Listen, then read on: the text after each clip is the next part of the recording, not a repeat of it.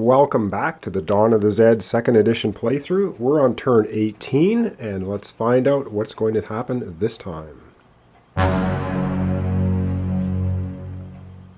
Oh, I like the sound of this one. National Guard helicopter strike.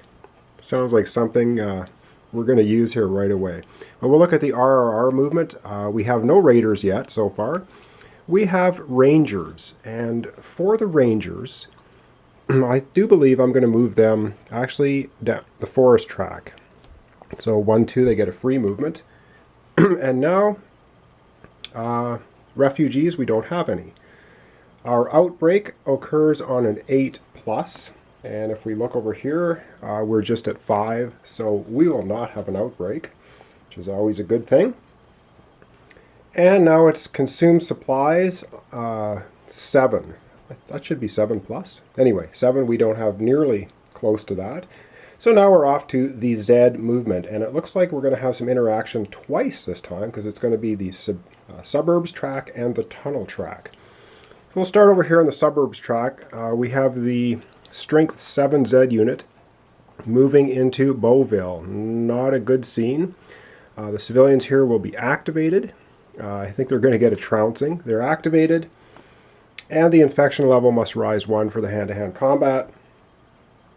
And now they are triple strength, but because they're in a namespace, we get a 1 shift down. So we're going to look at the double table. So this could be painful. Let's hope the civilians there can do some good work.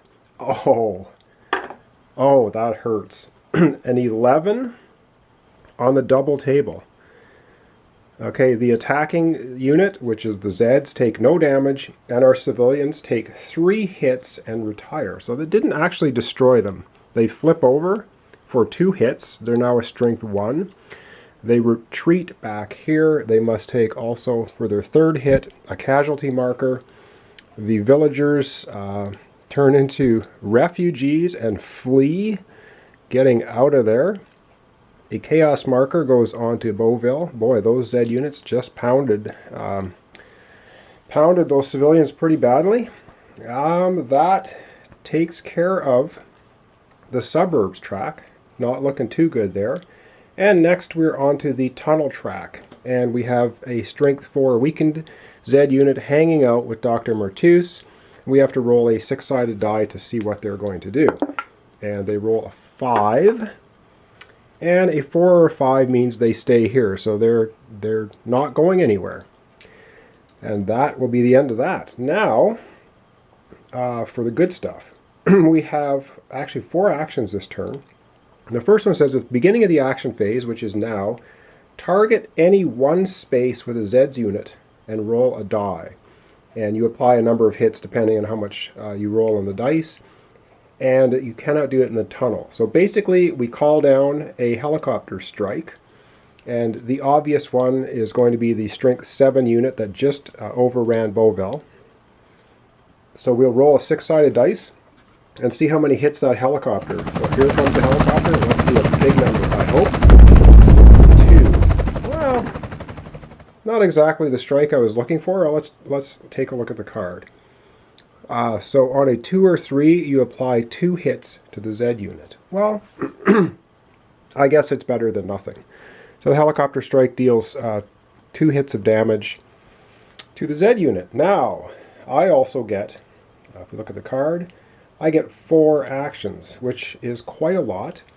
I do believe that Dr. Mertus, it's time for him to be apprehended. So the first thing I'm going to do is actually have the Green Diamond security guards shoot at this Zed unit. I'm trying to either drive them away or blow them away. And they're going to get a +1 shift on the table, so they're going to be shooting a 5 on the gunfire table. So let's see how they make up. A 6. I think that's going to be pretty good. And of course we'll use up 1 ammunition to do that. So a 6 on the 5 gunfire table. It does 2 damage to them. And of course they have to retreat because we're using the super weapon now. So they get a 2 dead Zed marker, and they have to back off 1 space down here. So that's action number 1. Action number 2 is I'm actually going to have the Green Diamond security guards move into the tunnel space with Dr. Mertus. So that's 2 actions. And the third action now, we're going to perform what's called a manhunt. We're going to try to arrest Dr. Mertus as our third action.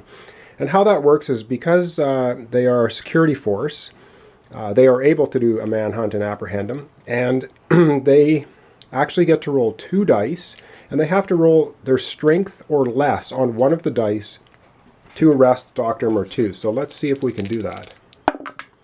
And we roll a 1. So as our third action, ka-ching, we flip over Dr. Mertus, and you can see he's now nicely handcuffed and in the custody of the Green Diamond security guards. That's 3 actions. And for the 4th action, I'm actually going to get Doc Seaver moving back to town because I want him to start going around and clearing up some of this chaos later. So for the 4th and final action, we go 1, 2, 3, 4. And of course, the sheriff needs to tell these civilians to go forage. So come on, do some foraging. They roll a 4, which is enough to get us 1 supply. So our supplies go from 9 to 10. And I believe that concludes turn number 18. Join me next time for turn 19.